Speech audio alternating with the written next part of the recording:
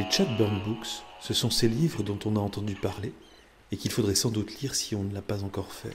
Ces livres qui nous sont transmis par toute notre culture, par toutes les cultures.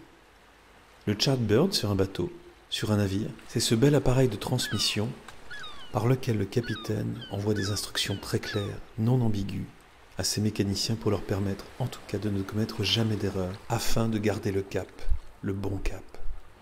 Les livres de Chatburn, ce sont toujours ces livres qui sont présents à nos côtés. C'est notre patrimoine littéraire, celui qui nous permet de savoir où l'on va en sachant d'où l'on vient. Notre Chatburn Book d'aujourd'hui, c'est le livre d'évasion par excellence. Le Comte de Monte Cristo, d'Alexandre Dumas. Voilà bien un grand roman d'évasion. Publié d'abord par Alexandre Dumas en feuilleton dans un journal de 1844 à 1846, les 6 tomes du Comte de Monte Cristo paraissent ensuite en librairie. Le succès de ce roman est immédiat et considérable. Il a nourri depuis l'imaginaire de nombreux réalisateurs et beaucoup ont rêvé d'en écrire la suite. Le château d'If, prison fortifiée construite sur une petite île dans la rade de Marseille, est devenu un lieu mythique. Découvrons ensemble cette magnifique histoire d'amour, de trahison et de vengeance. L'histoire commence à Marseille. Un navire marchand, le Pharaon, revient d'Orient avec une triste nouvelle. Le capitaine est mort pendant la traversée et c'est le tout jeune second, Edmond Dantès, qui a réussi à ramener le bateau à bon port. C'est un très bon marin loyal, honnête, et le propriétaire envisage, bien qu'il n'ait pas 20 ans, de lui confier le commandement du Pharaon. Dès qu'il peut mettre un pied à terre, Edmond court retrouver son vieux père, puis sa fiancée, la belle Catalane Mercédès qu'il espère épouser très bientôt. Tout lui sourit, et il remonte allègrement la Canebière. Mais son succès fait des envieux. 2 hommes le jalousent. L'un veut le Pharaon, l'autre aime Mercédès. Ils vont le faire accuser de haute trahison, crime terrible dans cette période où le pouvoir royal redoute le retour de Napoléon. Sûr de son innocence, il se confie à son juge, mais celui-ci est impliqué dans l'affaire. Malhonnête, ambitieux. Il trompe Edmond et le fait enfermer au château d'If. Cette forme étrange, cette prison autour de laquelle règne une si profonde terreur, cette forteresse qui fait vivre depuis 300 ans à Marseille de ses lugubres traditions, apparaissant ainsi tout à coup à Dantès qui ne songeait point à elle, lui fit l'effet que fait au condamné à mort l'aspect de l'échafaud. « Ah, mon Dieu !» s'écria-t-il, « le château d'If. Et qu'allons-nous faire là ?» Le gendarme sourit. Edmond Dantès se retrouve prisonnier dans une cellule étroite, sans jamais voir personne et sans savoir de quoi il est accusé, ni pourquoi il est ainsi enfermé. Il croit devenir fou, supplie, espère, hurle, désespère. Il ne pense plus alors qu'à mourir, cesse de manger, attend. Alors qu'il est à bout de force, un bruit, un grattement éveille son attention. Un bruit qu'il n'avait jamais encore entendu pendant ces 6 années de solitude. L'homme qui est enfermé dans le cachot voisin a essayé de creuser un tunnel. Mais croyant aller vers l'extérieur, il est allé en direction de la cellule d'Edmond.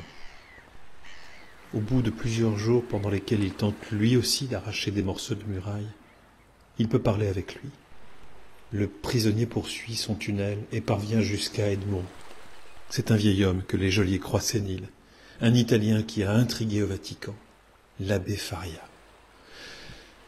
Toute l'existence d'Edmond est transformée. Son compagnon est un incroyable savant, capable de fabriquer de l'encre et du papier dans sa cellule, qui se souvient de tous les livres qu'il a lus et parle 5 langues vivantes, le latin et le grec. Il apprend au jeune homme tout ce qu'il sait. Dès le soir, les 2 prisonniers s'arrêtent, un plan d'éducation qui commença de s'exécuter le lendemain. Dantès avait une mémoire prodigieuse, une facilité de conception extrême. La disposition mathématique de son esprit le rendait apte à tout comprendre par le calcul, tandis que la poésie du marin corrigeait tout ce qui pouvait avoir de trop matériel, la démonstration réduite à la sécheresse des chiffres ou à la rectitude des lignes. Il savait déjà, d'ailleurs, l'italien, et un peu de romaïque qu'il avait appris dans ses voyages d'Orient. Avec ces 2 langues, il comprit bientôt le mécanisme de toutes les autres et, au bout de 6 mois, il commençait à parler l'espagnol, l'anglais et l'allemand. Comme il l'avait dit à l'abbé Faria, soit que la distraction que lui donnait l'étude lui tint lieu de liberté, soit qu'il fût, comme nous l'avons déjà vu, rigide observateur de sa parole. Il ne parlait plus de fuir, et les journées s'écoulaient pour lui, rapides et instructives. Au bout d'1 an, c'était un autre homme. Au bout de plusieurs années, l'abbé Faria, qui sait qu'il va mourir, révèle à Edmond son secret. Il possède un fabuleux trésor, si extraordinaire que personne ne le croit et qu'on le dit fou. Ce trésor est caché sur une petite île de Méditerranée, Monte Cristo, entre la Corse et l'île d'Elbe.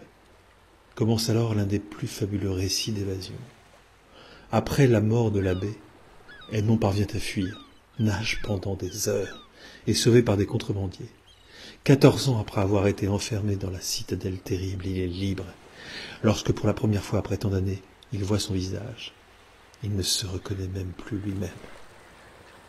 Dantès était entré au château d'If avec ce visage rond, riant, épanoui du jeune homme heureux, à qui les premiers pas dans la vie ont été faciles, et qui compte sur l'avenir comme sur la déduction naturelle du passé. Tout cela était bien changé. En outre, sans cesse dans un demi-jour et dans l'obscurité, ses yeux avaient acquis cette singulière faculté de distinguer les objets pendant la nuit, comme font ceux de l'hyène ou du loup. Edmond sourit en se voyant. Il était impossible que son meilleur ami, si toutefois il lui en restait un d'ami, le reconnût. Il ne se reconnaissait même pas lui-même. Faria n'a pas menti. Il y a bien un trésor. Edmond est maintenant un homme immensément riche, un homme à qui on a volé son passé et qui n'a plus qu'une idée, se venger. Il est devenu le comte de Monte Cristo. Il faut se plonger dans ces pages haletantes et suivre ses aventures extraordinaires, suivre tous les méandres de la machination implacable qu'il va imaginer, découvrir des âmes sombres, des êtres tourmentés et des amours innocentes. Lire et apprendre que, s'il est parfois impossible de pardonner, la voie de la vengeance nous égare. On ne raconte pas la fin d'une telle histoire, qui doit rester le trésor du lecteur qui la découvre, mais on peut dire et se redire les mots qui achèvent le roman. Attendre et espérer.